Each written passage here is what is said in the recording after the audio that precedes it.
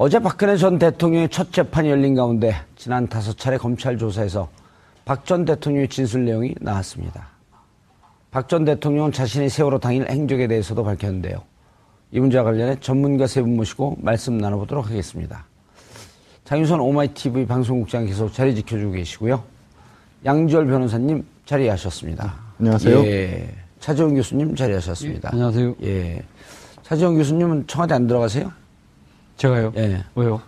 아니, 경상도인데다가 또 이렇게 외모도 좀 비슷하게 생기셨고. 예. 예. 이번에 뭐 부산 배제 원칙이 있다고 그럽니다. 부산 배제 원칙이 없다고 하더라도 뭐 제가 갈 부산 배제 원칙이 있다라고 하는 것은 김비호가 혼자 떠들고 다니는 건데 지가 못 들어가니까. 여기서 김비호 특정 있는 거론하시면 특종을 거론해줘 그러면은 부산 배제 원칙 있다고 저한테 얼마나 얘기했는데 너 청와대 안 가냐 그랬더니 부산 배제 원칙 때문에 전 못 갑니다.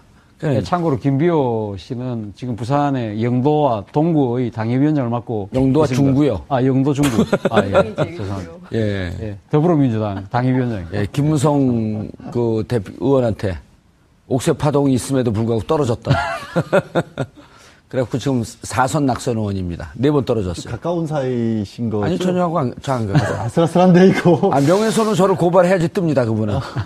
예. 제가 알기로는 굉장히 가까우신 걸로. 그렇겠죠. 그러니까. 예. 아니, 뭐, 누구는, 이거 신문 조서도 공개하는데. 이런 공개 왜 못해요?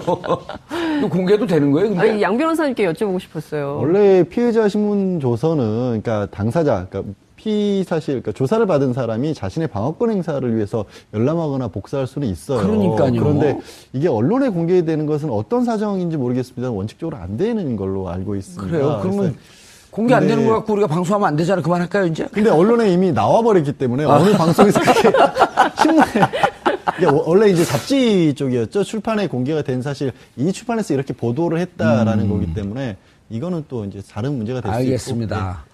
전문가분들 말씀 듣는데 시청자 여러분들께서도 샵 5400으로 다양한 의견 보내주시기 바라겠습니다. MC 패널 말 끊지 마십시오. 이런 거 보내지 마세요. 원래 패널도 그냥 놔두면 하루 종일 얘기합니다. 그래서 말을 좀 끊어야 돼요. 예. 그렇죠? 아니, 저는 말이 긴 편이 아니지 않습니까? 그래요? 예, 자기 말 길다는 패널 하나도 없습니다. 저는 스스로 그렇게 항상 생각했어요. 죄송합니다. 그러면서 5분들 얘기합니다. 아니, 근데 저거 진짜 이상해요. 그러니까요. 그런데 나온 어디서 공개했어요, 공개를? 사실을 보면 대단히 충격적이에요. 그러니까 특히 이제 다른 거 다 떠나서 세월호 참사 당일 몸이 안 좋아서 관저에서 업무를 보고 있었다. 이거 처음 알려진 사실이거든요. 예. 그러니까 국민들 입장에서는 여전히 밝혀지지 않은 세월호 7시간 관련해서 특히 황교안 총리 대통령 권한대행이 퇴임하면서 30년 봉인, 정부 기록물로 30년 봉인을 하고 떠나지 않았습니까? 그래서 이게 문재인 대통령도 후보 시절에 유세 과정에서 국회 요청해서 이 봉인 해제를 할 수 있도록 하겠다라고 했는데 그 사실이 알려졌기 때문에 국민들 입장에서는 대단히 충격적인 사실이 많이 알려진다. 그러니까 공개한 언론 입장에서는 이게 국민들의 알 권리 차원에서 공공성이 있기 때문에 이것은 알릴 필요가 있다. 이렇게 판단하지 않았을까 싶어요. 혹시 역공 작전 아닐까요? 지나친 음모론은 경계합니다. 아니요, 왜 그러냐면 네. 피곤해서 관저에 있었다. 지금 우리가 관저에서 무슨 일을 했냐라고 하는 거에 대해서 네. 무척 궁금해하고 혹시 다른 일을 하지 않았냐. 그리고 막상 김장수 안보실장이 했을 때 관저에 없었다라고 하는 듯한 뉘앙스의 스토리들이 계속 나왔었단 말이에요. 대통령이 어디 계신지 몰라서 여러 군데로 팩스를 보냈다고 했었죠. 아니, 관저에 있어서 관저에서 좀 쉬고 계시다 이렇게 얘기했었을 거 아니에요.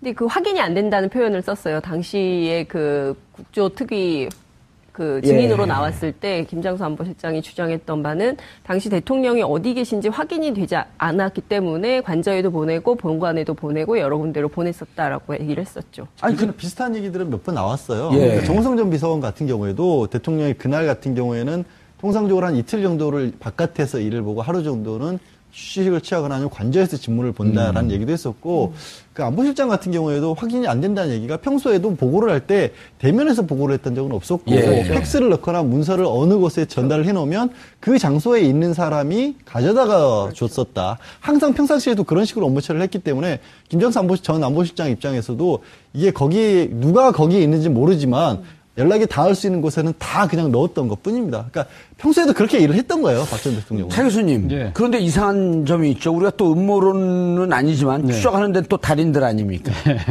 그러면은 그때 김기춘 비서실장의 말 한마디가 일파만파 세월호 7시간이라고 하는 하나의 고유명사를 만들어냈는데 예. 대통령이 어디인지 우리가 알 수 없습니다. 그렇죠. 확인되지 않았습니다. 확인할 수 없다고. 확인할 그랬죠. 수 없습니다. 예, 예. 관저에 있었던 사실이 그렇게 비밀인가요?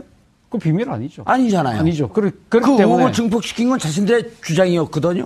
그러니까 저는 사실 그 김기춘 비서실장이 그때 당시 국회에서 그렇게 발언했을 때 이분이 법률 전문가지 않습니까? 예. 그렇기 때문에 국회에서 위정을 하면 안 되니까 본인은 사실 알고 있음에도 불구하고 국가보안이라는 이유를 들어서 대통령의 실제 위치를 은폐하는 것이 아닌가 저는 그런 생각을 좀 했었거든요. 왜요? 관저에 있었던 게 은폐할 일인가요? 아니 그러니까 간접이 안 있을 수도 있는데 그런 부분을 그러니까 본인이 발설할 수 없으니까 만약에 그 부분에 대해서 자신이 이야기를 알고 있음에도 다른 이야기를 하게 되면 본인이 위증죄에 걸리지 않습니까? 그렇기 때문에 국가 보안을 이유로 해서 대통령의 그 정확한 위치를 밝힐 수 없다고 이야기를 한 거죠. 저는 그런 생각이 좀 들더라고요. 그런데 지금 아직까지 뭐 그 세월호 7시간 동안 박근혜 전 대통령이 당시 어디 있었는지는 정확하게 모르지만 본인은 지금 간제에 있었다고 이야기를 하는 거 아닙니까? 예. 근데 이거는 검찰이 진술만 받은 거지 그걸 검증을 해본 적은 없지 않습니까? 그러니까 제 말씀은 예. 관저에 있었다라는 검찰 조서의 이 내용을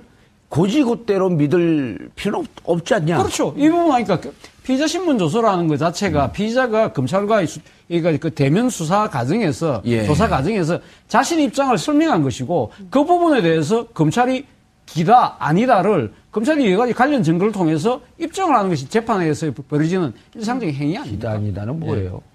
사실이다. 맞다 아니다. 맞다 아니다. 아, 맞다 아니다. 그렇다 아니다. 예, 그렇다 아니다. 아, 고향은 어디세요? 기다 아니다가 사투리인가요? 죄송합니다.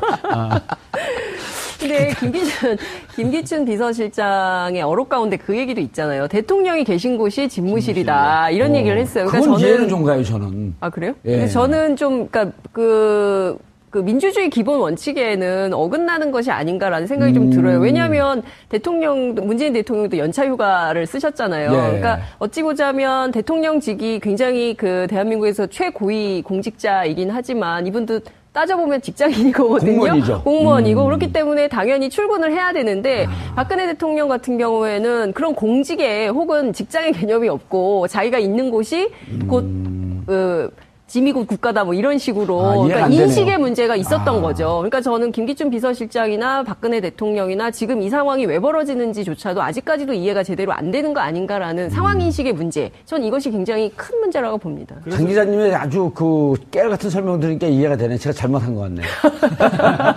저도 그 공감을 하는 게요. 네. 저는 굳이 거짓말을 하지 않았을 것 같아요. 아, 그래요? 네, 굳이 이게 조서에 나온 부분을 저는 상당 부분 믿어요. 그러니까 왜 그러냐면 진짜 그렇게 뭐 심각한 상황이 아니라고 그 정도는 할 수 있다라고 아마 생각을 했을 겁니다. 예. 그러니까 피곤하니까 내가 관저에서 사인하고 평소 업무 보던 당시대로 그냥 보고가 들어오니까 서면 늦게 서류로 사인해놓고 그렇게 얘기했잖아요. 상춘제에서 1월쯤이었나요? 기자들 갑자기 불러 모아서 얘기할 때도 하루 종일 결제 서류 이만큼 올라가 있는 거 사인하고 하다 보면 저녁 때쯤 되면 너무 피곤해요. 뭐 이런 식의 그런 정도의 상황 인식이었고 그랬던 거지 그걸 뭐 일부러 감췄거나 지금도 이 순간에도 조서에 나와 있는 대로 필요한 조치는 다 취했다. 그러니까 열심히 하시라. 이런 정도면 되지 않았느냐. 뭘 더 하느냐.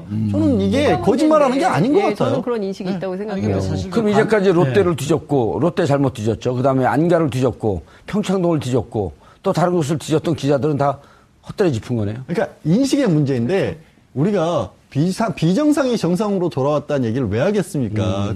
그쪽에서 생각해서 박 전 대통령의 인식은 그냥 그런 정도의 인식이었던 거예요. 그러니까 배에서 해상 사고가 일어나는데 내가 어차피 할 수 있는 거 없잖아. 해명이 그거잖아요. 전문가들에게 맡겨놓는 것이 오히려 더 잘하는 것이라고 생각을 했다. 나 수영할지도 모르는데. 그러니까 그런 게 그러니까 자꾸 보통 다른 사람이라면 나라면 아니면 일반적인 국가 지도자라면 이라는 개념을 가지고 접근을 하니까 이해가 안 가는 건데 그 머리에 하는 사고방식 자체를 그쪽에 맞춰놓고 생각을 하면 저는 이해할 수 있다고 봐요. 이해한다 그러면서 아주 그냥 교묘하게 이렇게 쿡쿡 찌르네요. 제가요? 예. 전 그런 사람 아니에요.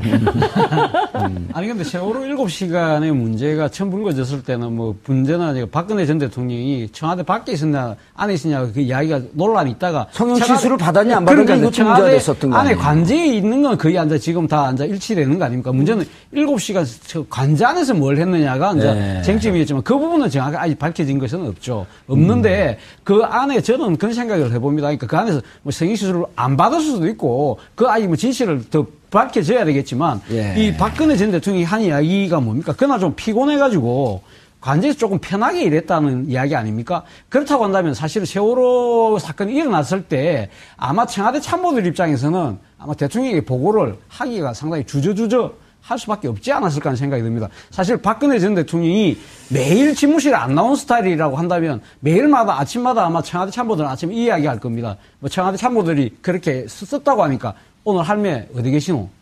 어디 계시냐? 그렇게 물어보지 않겠습니까? 오늘 집무실로 오시는지, 관제에 계시는지. 사실 이것은 잘못 오셨어요. 시트콤 하는 데 가셔야 돼. 앞서 아까 부산 이야기를 하시는 바람에 제가 약간 좀 풀렸습니다. 죄송한데. 근데 어쨌든. 할매 그러니까, 어디 갔노? 할매 어디 계시노? 뭐 이런 식으로 충분히 이야기할 가능성이 있다는 거죠. 근데 오늘 관제에 계신다. 근데 왜 관제에 계시냐? 오늘 좀 피곤하신 것 같아. 계속 부산 버전 해보세요. 왜 관제에 계시노? 완전 개가 피곤하시고. 그래서 예. 그런 식으로 이야기가 되는 과정에서 박근혜 대통령이 당시 피곤해서 관제에 계신다는 것이 만약에 핵심 참모들은 다 공유가 알게 모르게 됐을 거예요. 됐다고 한다면 이런 사건이 큰 사건이 터졌는데 그 상황에서 대통령이 보고를 해야 될지 말아야 될지에 대해서 내부적으로도 자기들끼리 미묘한 신경전이 벌어졌을 가능성이 있다. 예. 실제 또 그 보고서 올라갔을 때도 청와대, 관제에 근무하는 근무 요원들조차도 제때 전달을 하지 않았을 가능성도 배제할 수 없다는 거죠.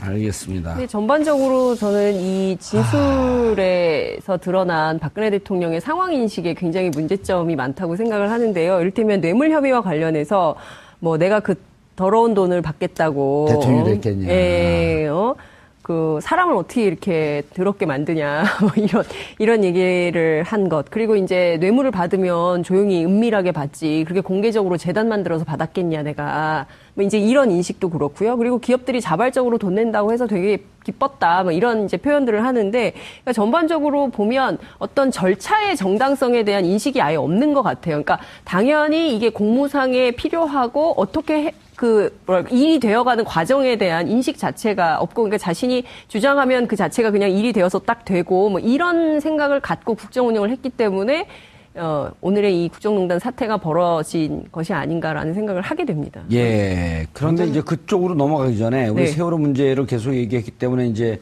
어쨌든 뭐 오늘 이 시간에 세월호 얘기만 다 해도 이게 우리가 밥값 하는 거예요. 네?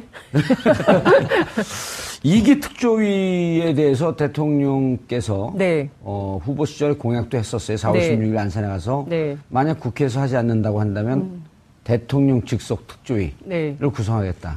근데 그것은 오늘 청와대가, 예. 그렇게 입장을 밝힌 바 없다고 공식 해명을 했는데요. 아니 4월 16일 날은 그렇게 분명히 안산에서 말씀을 하셨어요. 그러니까 그 이후에 네. 대통령이 당선된 이후에 공식적인 업무로 그렇게 얘기는 하진 않았지만 그러니까 그 조국 민정수석에게 예. 업무 지시를 했죠. 세월호 재조사. 재조사 예. 했지만 네. 특조위에 대해서는 그런 것을 공식적으로 한 적은 없다. 네. 그런 뜻은 현재까지 없는 거로 네, 확인된 그러니까 거죠. 세월호 재조사는 지시를 한 것이고요. 세월호 재조사가 필요하다고 분명히 상황 인식을 하는데 그것을 어떤 방식으로 할 것인지 국회에서 제2기 특조위를 구성을 해서 법률적으로 특별법을 만들어서 할 것인지 아니면은 정부가 만들 이렇게 건지. 만들 건지에 대해서는 아직 공식적인 얘기는 안 나온 거죠. 구체적인 안을